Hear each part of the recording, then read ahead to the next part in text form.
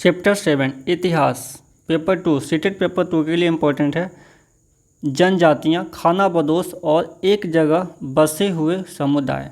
जी नमस्कार, स्वागत है आप सभी का स्टडी आपके यूट्यूब चैनल पे। और आज हम लोग इस वीडियो में पढ़ेंगे इस चैप्टर को, जनजातियों के बारे में। क्लास 7 का है यह और चैप्टर 7 भी है इतिहास। यह एनसीईआरटी बुक से लिया गया है, जिसमें हम लोग इससे पहले का पढ़ा था चैप्टर 6, 5 और 6। इसमें हम लोग चैप्टर 7 पढ़ेंगे। तो चलिए वीडियो को स्टार्ट करते हैं। जिसमें आपका पहला पॉइंट है कुल। परिवारों या घरों के एक ऐसे समूह को कुल कहते हैं जो एक ही पूर्वज की संतान होने का दावा करते हैं। जनजातीय संगठन प्रायः नातेदारी या कुल संबंधी निष्ठा पर आधारित होते हैं। नेक्स्ट पॉइंट है आपका खानाबदोश और भ्रमणशील समूह। खानाबदोश और भ्रमणशील समूह के बारे में आप क्या जानते हैं? तो चलिए इसमें देखते हैं क्या जानते हैं। खानाबदोश घुमंतू लोग होते हैं। खानाबदोश कौन होते हैं? घुमंतू लोग होते हैं। उनमें से कई पशुचारी होते हैं जो अपनी रेवड़ और पशु वृंद के साथ एक चारागाह से दूसरे चारागाह घूमते रहते हैं। क्यों घूमते हैं? क्योंकि उनके जो जानवर हैं उनको खाने के लिए भोजन चाहिए। एक जगह पे रहते हैं तो वहाँ पे ख़त्म हो जाता है, तो उससे उगने में समय लगता है, तो फिर वो दूसरी जगह चले जाते हैं। इसी तरह दस्तकार, फेरी वाले और नृतक, गायक एवं अन्य तमाशाबीन भ्रमणशील समूह अपना काम धंधा करते करते एक जगह से दूसरी जगह की यात्रा पर रहते हैं। खानाबदोश और भ्रमणशील समूह दोनों अक्सर उस जगह लौट कर आते हैं जहां उन्होंने पिछले साल दौरा किया था। नेक्स्ट पॉइंट है स्थानांतरीय कृषि। किसी वन प्रांत के पेड़ों और झाड़ियों को पहले काटा और जलाया जाता है, उसकी राख में ही फसल बो दी जाती है। जब यह जमीन अपनी उर्वरता खो देती है तब जमीन का दूसरा टुकड़ा साफ किया जाता है और इसी तरह से फसल उगाई जाती है। नेक्स्ट पॉइंट है आपका राज्यों की उत्पत्ति जनजातीय लोगों के बीच हुए सामाजिक बदलाव से गहराई से संबंधित है। हमारे इतिहास के इस महत्वपूर्ण हिस्से के दो उदाहरण इस प्रकार हैं, जिसमें पहला है गोंड। गोंड लोग गोंडवाना नामक विशाल वन प्रदेश में रहते थे। वे स्थानांतरीय कृषि अर्थात जगह बदल बदल कर खेती करते थे। अकबर के शासनकाल के एक इतिहास अकबरनामा में उल्लिखित है कि गढ़ कटंगा के गोंड राज्य में 70,000 गांव थे। 84 गांवों की इकाइयों में विभाजित होते थे, जिन्हें 84 कहा जाता था।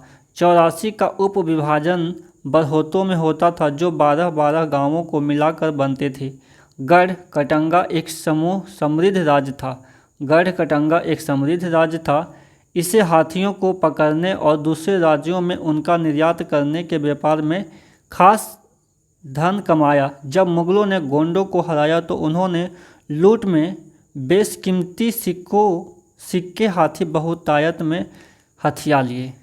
नेक्स्ट पॉइंट है आपका अहोम। अहोम लोग मौजूदा म्यांमार से आकर 13वीं शताब्दी में ब्रह्मपुत्र घाटी में आ बसे।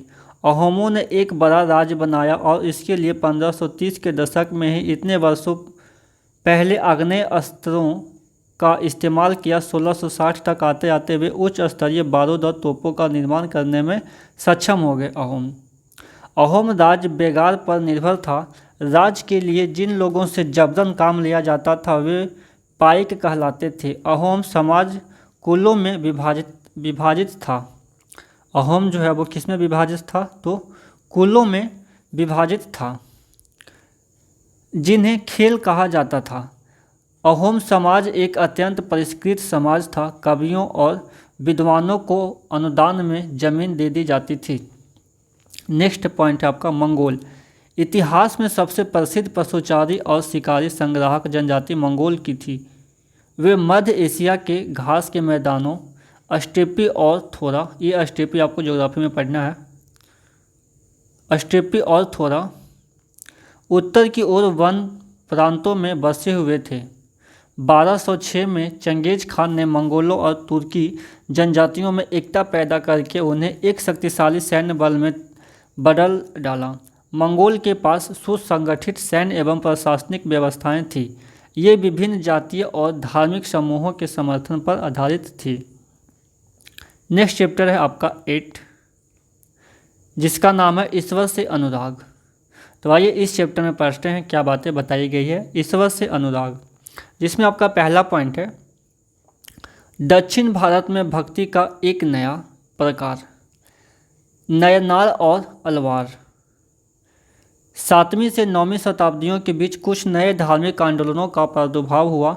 इन आंदोलनों का नेतृत्व नयनारों यानी शैव संतों और अलवारों यानी वैष्णव संतों, यानी जो आपका नयनार थे वे शैव संतों के अनुयायी थे और अलवार जो थे वे वैष्णव संत के अनुयायी थे, ने किया। नयनार और अलवार घुमक्कड़ साधु संत थे। वे जिस किसी स्थान या गांव में जाते थे वहां के स्थानीय देवी देवताओं की प्रशंसा में सुंदर कविताएं रचकर उन्हें संगीतबद्ध कर दिया करते थे। 10वीं से 12वीं सदियों के बीच चोल और पांड्यन राजाओं ने उन अनेक धार्मिक स्थलों पर विशाल मंदिर बनवा दिए जहां की संत कवियों ने यात्रा की थी। इस प्रकार भक्ति परंपरा और मंदिर पूजा के बीच गहरे संबंध स्थापित हो गए। नेक्स्ट पॉइंट है आपका दर्शन और भक्ति। भारत के सर्वाधिक प्रभावशाली दार्शनिकों में से एक शंकर का जन्म 8वीं शताब्दी में केरल प्रदेश में हुआ था। वे अद्वैतवाद के समर्थक थे, जिसके अनुसार जीवात्मा और परमात्मा जो परम सत्य है दोनों एक ही है। उन्होंने यह शिक्षा दी कि ब्रह्मा जो एकमात्र या परम सत्य है वह निर्गुण और निराकार है। शंकर ने हमारे चारों ओर के संसार को मिथ्या या माया माना और संसार का परित्याग करने अर्थात संन्यास लेने और ब्रह्मा की सही प्रकृति को समझने और मोक्ष प्राप्त करने के लिए ज्ञान को मार्ग को अपनाने का उपदेश दिया। नेक्स्ट पॉइंट है आपका रामानुज 11वीं शताब्दी में तमिलनाडु में पैदा हुए थे। वे विष्णु भक्त अलवार संतों से बहुत प्रभावित थे, यानी रामानुज जो थे वे विष्णु भक्त के अलवार के संतों से बहुत प्रभावित थे और 11वीं शताब्दी में तमिलनाडु में पैदा हुए थे। उनके अनुसार मोक्ष प्राप्त करने का उपाय विष्णु के प्रति अनन्य भक्ति भाव रखना है। भगवान विष्णु की कृपा दृष्टि से भक्त उनके साथ एकाकार होने का परमानंद प्राप्त कर सकता है। रामानुज ने विशिष्टता द्वैत के सिद्धांत को प्रतिपादित किया, जिसके अनुसार आत्मा परमात्मा से जुड़ने के बाद भी अपनी अलग सत्ता बनाए रखती है। रामानुज के सिद्धांत ने भक्ति की नई धारा को बहुत प्रेरित किया, जो परवर्ती काल में उत्तरी भारत में विकसित हुई। नेक्स्ट पॉइंट है आपका बसवन्ना का विशैववाद मूर्ति पूजा के विरोधी थे। महाराष्ट्र के संत के बारे में आइए जानते हैं। 13वीं से 17वीं शताब्दी तक महाराष्ट्र में अनेक संत कवि हुए।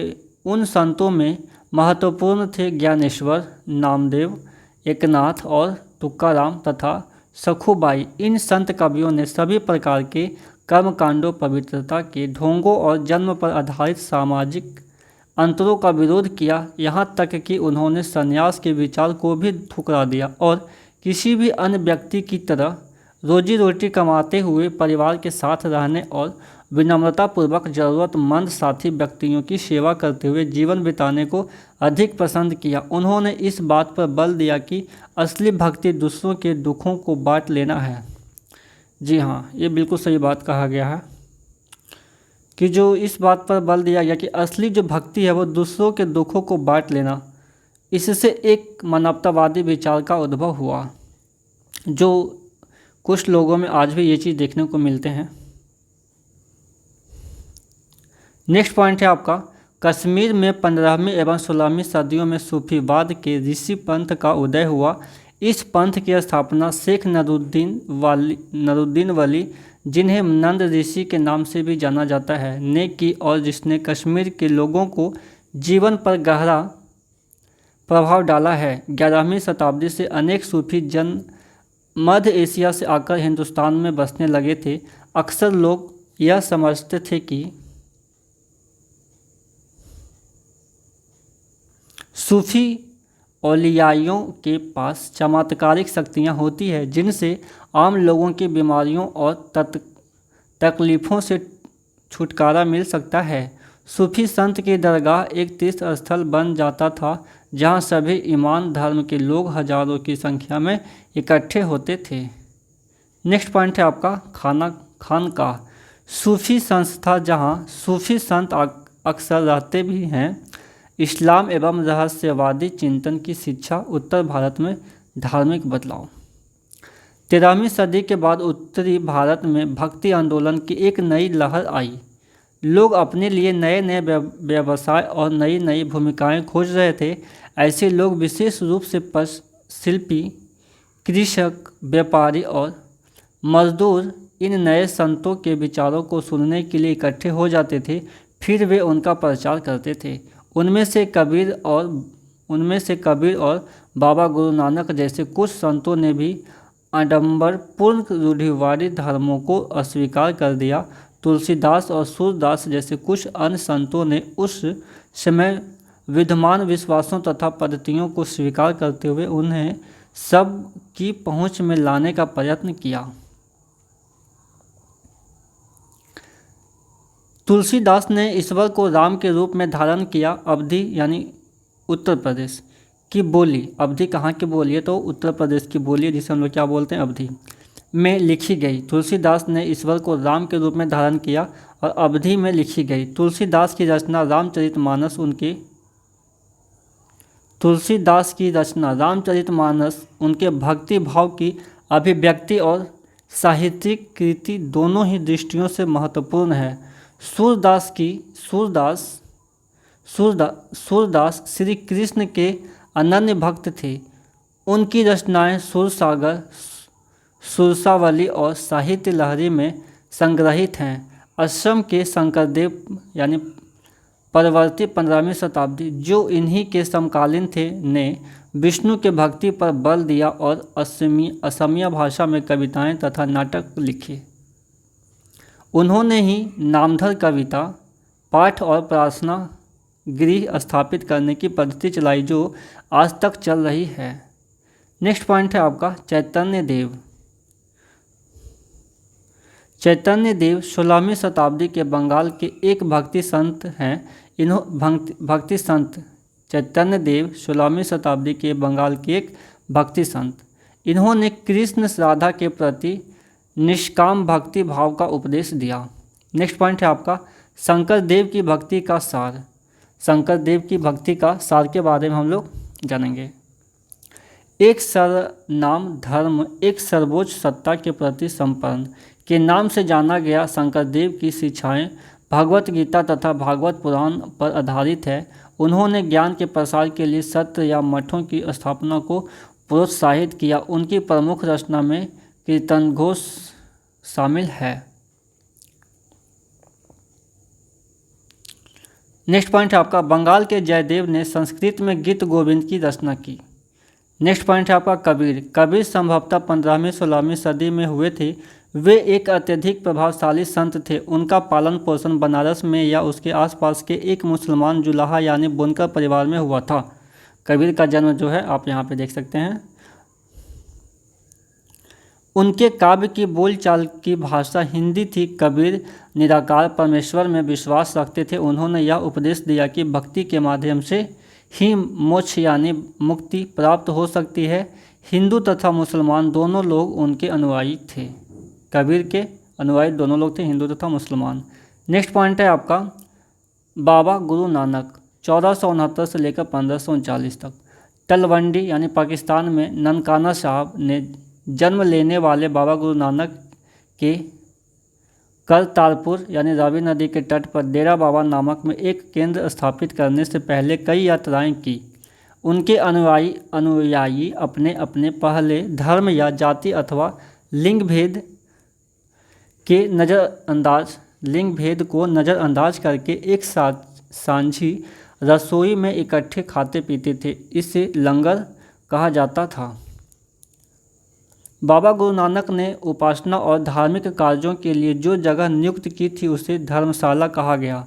आज इसे गुरुद्वारा कहते हैं। 1539 में अपनी मृत्यु के पूर्व बाबा गुरु नानक ने एक अनुयायी को अपना उत्तराधिकारी चुना। इनका नाम लहना था, लेकिन ये गुरु अंगद के नाम से जाने गए। गुरु अंगद नाम का महत्व यह था कि गुरु अंगद बाबा गुरु नानक के ही अंग माने गए। नेक्स्ट पॉइंट है आपका 1699 में गुरु गोबिंद सिंह ने खालसा की संस्था का निर्माण किया। गुरु गोबिंद सिंह ने खालसा की संस्था का निर्माण कब करवाया? तो 1699 में। खालसा पंथ के नाम से जाना जाने वाला सिख समुदाय अब एक राजनीतिक सत्ता बन गया है। यानी खालसा पंथ के नाम से जाना जाने वाला सिख समुदाय अब एक राजनीतिक सत्ता बन गया है। नेक्स्ट पॉइंट है आपका मार्टिन लूथर और धर्म सुधार आंदोलन। 16वीं सदी के समय ईसाई धर्म में अनेक परिवर्तन हुए, जिन्होंने यूरोप में लाने वाले महत्वपूर्ण नेताओं में से एक थे मार्टिन लूथर। 1483 से 1546 लूथर ने बाइबिल का जर्मन भाषा में अनुवाद किया। वे दंडमोचन की उस प्रथा के घोर विरोधी थे जिसके अंतर्गत पाप कर्मों को क्षमा करने के लिए चर्च को दान दिया जाता था। पीर फारसी भाषा का शब्द है जिसका अर्थ है आध्यात्मिक मार्गदर्शक। नेक्स्ट पॉइंट है पानीपत में 3 ऐतिहासिक लड़ाई हुई। पहली लड़ाई 1526 में हुई, पानीपत का प्रथम युद्ध। 21 अप्रैल 1526 पानीपत हरियाणा में, जिसमें मुगलों की विजय हुई, बाबर और सुल्तान इब्राहिम लोदी के बीच हुई। ये काफ़ी इंपॉर्टेंट है, पानीपत में 3 ऐतिहासिक जो लड़ाई हुई है। ठीक है, तो इस वीडियो में हम लोग यहीं तक रखते हैं। नेक्स्ट वीडियो में हम लोग यहाँ से स्टार्ट करेंगे। तब तक आप हमारे चैनल के साथ में बने रहिए। यदि आप मेरे चैनल पर नए हैं, यह वीडियो आपको अच्छा लगा तो आप इसे लाइक शेयर कर सकते हैं, और चैनल को सब्सक्राइब नहीं किया है तो चैनल को सब्सक्राइब भी कर सकते हैं। तो चलिए फिर मिलते हैं नेक्स्ट वीडियो में। हम लोग पढ़ेंगे पानीपत में 3 ऐतिहासिक लड़ाइयाँ। तब तक के लिए आप सभी लोगों को धन्यवाद।